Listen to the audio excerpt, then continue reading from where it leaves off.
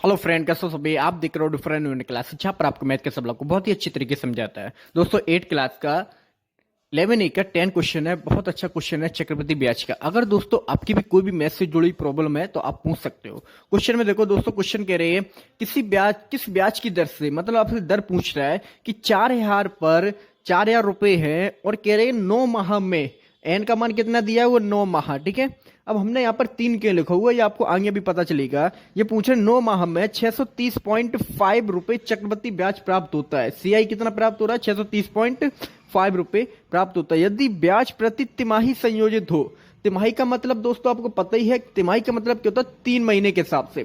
कि ब्याज कब लग रहा है, 3 महीने के बाद, है ना। अब 9 महीने हमारे पास है और 3 महीने के बाद आपको ब्याज देना है, फिर 3 महीने के बाद ब्याज देना है, फिर 3 महीने के बाद ब्याज देना है। तो आपको टोटल कितनी बार ब्याज देना है दोस्तों, 3 बार। तो इस तरीके से आपका जो एन होगा वो कितना होगा, आपका 3। ठीक है, क्योंकि जो ब्याज आपको एन होता है, एन वो संख्या होती है जितनी बार आपको ब्याज देना पड़े।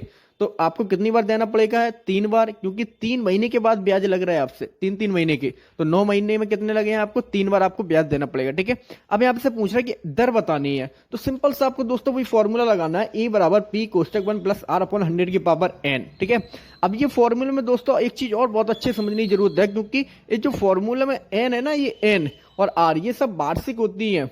लेकिन अब यहाँ पर जो हमारी एन है वो दोस्तों क्या है, तिमाही है। एन हमारी क्या है, तिमाही है, महीने में है ना। तो महीने के हिसाब से हम रखेंगे कितनी आई है, 3 बार ब्याज देना है, तो 3 लिख दिया। अब आर देखो दोस्तों, आर यहाँ पर जो होती है वार्षिक होती है। तो एक साल में होता क्या दोस्तों, एक साल में R% लग रहा है, तो 3 महीने में कितना लगेगा, आर का हाफ का हाफ। तिमाही में आप इस तरीके से भी समझ सकते हो, जब तिमाही की बात हो तो 4 का डिवाइड कर देना है आपको, और छमाही की बात हो तब 2 का डिवाइड कर देना है आर में। ठीक है, तिमाही में आपको क्या करना है दोस्तों, 4 का डिवाइड कर देना है। तो सिंपल सा हम यहाँ पर आर में 4 का डिवाइड करेंगे, तो डिवाइड बाय 4 आपके यहाँ पर आएंगे, तो कितने हो जाएंगे, 100 का गुणा 4 में 400 हो जाएगा दोस्तों। तो आप करोगे क्या, पी की जगह 4,000 1 प्लस आर अपॉन 100 की जगह आपके 400 होंगे, क्योंकि आर में दोस्तों 4 का भाग लग जाएगा। ठीक है, आर जो यहाँ पर आएगा वो आर अपॉन 4 आएगा रियल में। और एन कितने बार देना पड़ा, 3 बार, तो 3 आ गया दोस्तों। ठीक है, अब सिंपल सा इसको हम सॉल्व करेंगे। एक ट्रिक उसमें और एक ये समझने वाली चीज है कि यहाँ पर आपको ए नहीं पता है, ए कुछ सवाल में नहीं दिया, लेकिन ए आप पता कर सकते हो कैसे, क्योंकि आपको पी पता ही है और चक्रवृद्धि ब्याज पता है। और ए क्या होता है दोस्तों, ब्याज जुड़ा हुआ धन। तो ब्याज इसमें जोड़ दो, 4,000 में 630 ऐड करोगे तो कितने हो जाएंगे, 4,630.5। तो आपका ए निकल के आ गया, तो ए के नीचे हमने ए रख दिया दोस्तों। ठीक है, अब 4,000 का क्यों रहा है इधर मल्टी, तो इधर कहां पर आएंगे दोस्तों, डिवाइड में, बराबर 1 प्लस आर अपॉन 400 की पावर 3। ठीक है, इसको हम सोल्व कराएंगे, पॉइंट हटाएंगे, दशमलव बड़ी सॉरी पॉइंट हटाएंगे, एक जीरो बढ़ा लिया हमने। अब दोनों को 5 से कट कर देंगे, तो 5 से कट करने के बाद कितना आया, 9261/8,000।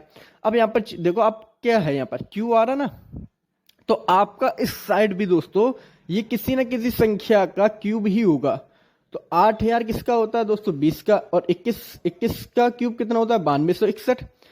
तो 21/20 का क्यूब हो गया, बराबर 1 प्लस आर अपॉन 400 की पावर 3। ठीक है, अब दोनों साइड कितने हैं, 3 पावर है, तो पावर तीनों की हट जाएंगी, आपका रहेगा 21/20 बराबर 1 प्लस आर अपॉन 400। ठीक है, क्योंकि सेम पावर होगी ना, तो दोनों की हट जाएंगी यहाँ से। तो आपका नेगेटिव आएगा 1, आपका पक्षांतर करोगे माइनस का हो जाएगा। तो आपका यहाँ पे कितना रहेगा, R/400 बराबर एक 21/20 माइनस 1। एलसीएम लोगे आप दोस्तों, 20 आएगा। और इस आपको सॉल्व करना आती होगा, इसमें 20 का भाग 20 में कितनी बार जाए, एक बार, तो 1 का गुणा कर दो, 21 एकम 21। अब यहाँ पर डाउन में कितना है दोस्तों, 1। अब 1 का भाग 20 में कितनी बार जाएगा, 20 बार, तो 20 का गुणा हो जाएगा, 20 एकम 20। 21 में से 20 गया, 1/20। ठीक है, तो R बराबर 4 का क्यों हो रहा है दोस्तों, इधर सिंपल था, ऐसे डिवाइड लग रहा है, दूसरे साइड क्यों हो रहा है दोस्तों, मल्टी। तो R बराबर 400/20, 20 का भाग 400 में कितनी बार जाएगा आपका दोस्तों, 20 बार। तो R की वैल्यू कितने निकल के आएगी आप दोस्तों, 20%। ठीक है दोस्तों, अगर आपकी भी कोई भी मैथ से जुड़ी प्रॉब्लम है आप उसको पूछ सकते हो, अगर इसमें भी कोई आपकी प्रॉब्लम है उसको भी आप समझ सकते हो। ठीक है दोस्तों।